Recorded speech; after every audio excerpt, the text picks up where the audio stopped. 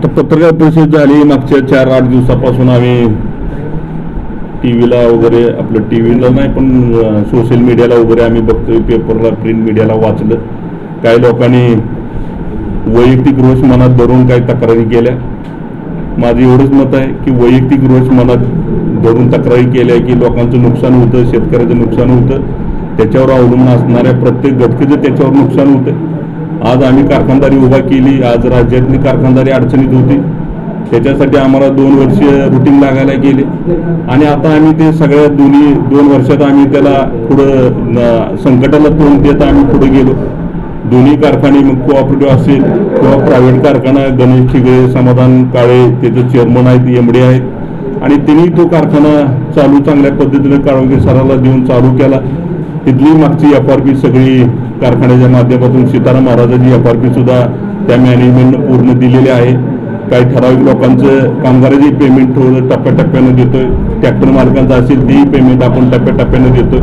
प्राधान्यानं आम्हाला मध्ये अडचणी आल्यानंतर वैयक्तिक सीताराम महाराजाला सुद्धा वैयक्तिक त्यांच्या मॅनेजमेंटनं वैयक्तिक पैसे उभा केले आणि त्यांच्या वैयक्तिक प्रॉपर्टीमधनं तो कारखाना आम्ही काळुंके सरांकडून पैसे जरी उपलब्ध झाले असले तरी आम्ही त्यांच्या वैयक्तिक प्रॉपर्टीवर पैसे घेऊन चेअरमन आणि MD त्यांच्या सर्व संचालक मंडळावर ते वैयक्तिक प्रॉपर्टी पैसे घेऊन शेतकऱ्याचे पैसे आम्ही दिलेले आहेत. आणि त्याच्यामुळं आता काही लोकांनी वैयक्तिक तक्रार करण्यापेक्षा कारखाने चालणं गरजेचं आहे, लोकांचा ऊस जाणं गरजेचं आहे.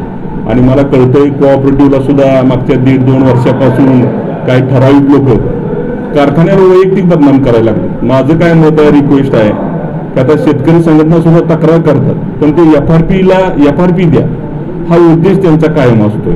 ते काय वैयक्तिक अशी कल्याणराव काळेंना कर्ज देऊ नका इकडं म्हणायचं काय वैयक्तिक तक्रार अशी शेतकरी संघटना कधी करत नाही.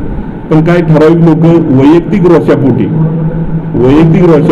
काही ठराविक लोकांनी मागच्या 1.5 वर्षापासून इकडं खाली सांगायचं FRP शेतकरी दिली पाहिजे म्हणून आणि वर सांगायचं जिथून पैसे आमचे मंजूर होतात तिथं सांगायचं की पैसे यांना मंजूर करू नका म्हणून.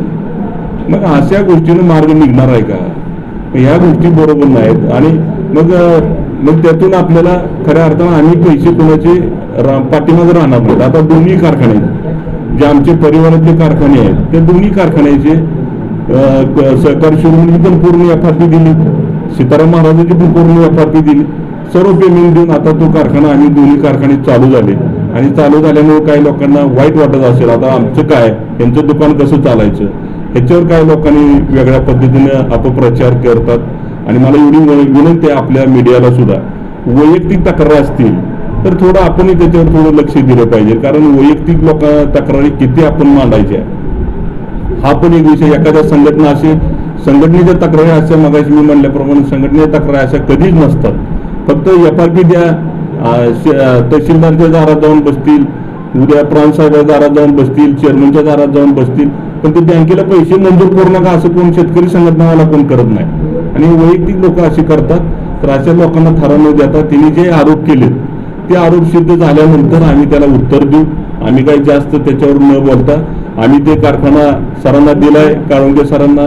आमच्या अजून प्रॉपर्टीवर सगळं लोन आहे. माझा कुठलाही उतारा तुम्ही काढला तरी आमच्या प्रॉपर्टीवर, आमच्या संचालक मंडळाच्या प्रॉपर्टीवर, सगळ्यावर, आमच्या आसपासच्या लोकांच्या सगळ्यांवर ते लोनच दिसणार आहे. आणि ते पैसे लोन आणून आम्ही काय कुठं वेगळ्या डायव्हर्ट कुठं केलेलं नाही.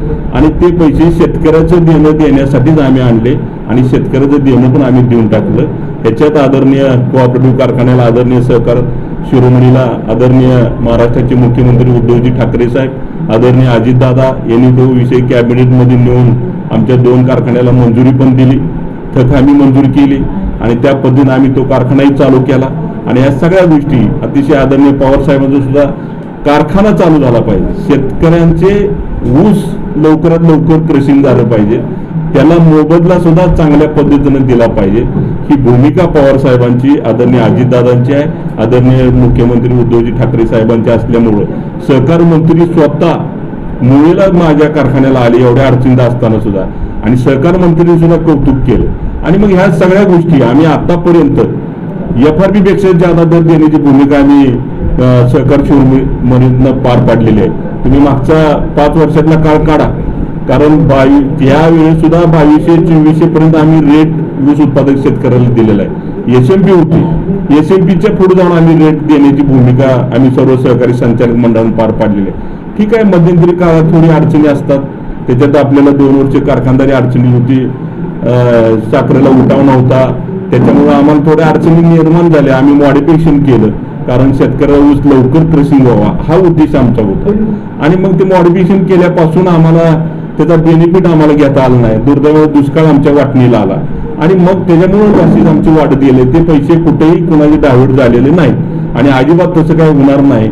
आणि मग आम्ही थोडा दुष्काळातून आम्ही पार पाडत आता मार्गी लागलोय. आता खात्री आम्हाला ह्या वर्षी आम्ही ठरवलंय, काळुंके सरांना सुद्धा मी सांगितलं, जरी विठ्ठल कारखाना अडचणीच्या काळात बंद राहिला असेल किंवा आता अडचणी निर्माण त्याच्या समोर झाल्या असतील, पण त्या सभासदाचा ऊस आम्ही सहकार शिरोमणी वसंतराव काळे सहकारी साखर कारखाना, सीताराम महाराज साखर कारखाना हे दोन्ही कारखान्याला तिथला ऊस संपल्याशिवाय आम्ही ते कारखाने बंद करणार नाही, ही मात्र आम्ही त्यावेळी सुद्धा सहकार मंत्र्यांना सुद्धा ठामपणाने आम्ही आदरणीय सहकार मंत्री महोदयांना सुद्धा ठामपणाने आम्ही सांगितलेलं आहे. आणि त्याच्यामुळे शेतकऱ्यांनी कुणीही वैयक्तिक बोलण्यावर कुणी विश्वास ठेवू नये, माझी विनंती आहे.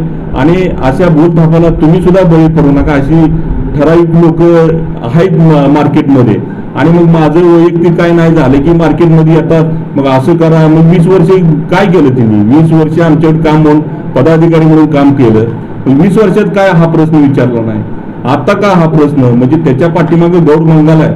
आणि मग आम्ही शेतकऱ्यांच्या चुली पेटवणारी माणसं आहे का, शेतकऱ्यांच्या चुली पेटवणारी माणसं आम्ही सगळीजण, आमची शिकवणच आदरणीय सहकार शिवून आदरणीय दादांची आहे. आणि त्याच्यामुळे कुणाचाही पैसा, मग समजा सहकार शिरोमणीचं FRP आम्ही देत आलेलो आहे, चाललोय, पूर्ण करत आलेलो आहे. काही ठराविक लोकांनी वैयक्तिक तक्रारी केल्या, सीताराम महाराजाचं काही शेअरची रक्कम अपुरी राहिलेली आहे, त्याच्यासाठी आता आम्ही ती प्रयत्न आम्ही चालू. पहिल्यांदा 2-3 वर्ष तोट्यात असल्यामुळं ती रक्कम द्यायला आम्हाला अडचण होती, पण FRPची रक्कम आम्ही पूर्ण केलेली आहे. आता ते मॅनेजमेंट सुद्धा, तिथले चेअरमन आणि MD ते सुद्धा आम्ही ते प्राधान्याने ठरवलेलं आहे की आता इथनं पुढे प्राधान्यानं आम्ही सीतारामचे सुद्धा पैसे 1 ना 1 रुपया पै देण्याची भूमिका आम्ही नक्कीच त्या निमित्तानं पार पाडू. कुणाचाही पैसा, हात जोडून विनंती आहे, कुणाचाही पैसा बुडणार नाही. आणि बुडला तर आम्ही तुमच्यापर्यंत तोंड दाखवणार नाही, ती वेळच येणार नाही. सगळे पैसे आम्ही देण्यासाठी आम्ही कटिबद्ध आहोत. मग कुठल्या ना कुठल्या मार्गाने सगळे पैसे मिळतील, एवढीच विनंती या निमित्तानं करतो.